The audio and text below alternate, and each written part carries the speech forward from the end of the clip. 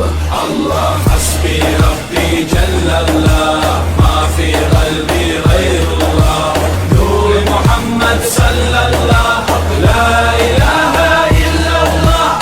Hasbi Rabbi cellallah, ma fi kalbi gayrullah, Nur Muhammed sallallah, la ilahe illallah.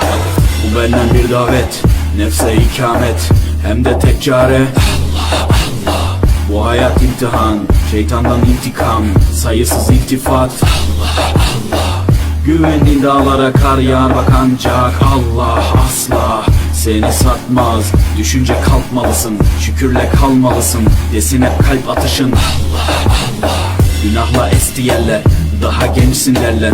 Bu hayat basamakları, çürük merdivenler. Senden bir istirham, devamlı istiğfar, gereken irtibat Allah Allah. Kanımda Allah hasbi Rabbi cellallah, ma fi kalbi gayrullah, Nur Muhammed sallallah, la ilahe illallah.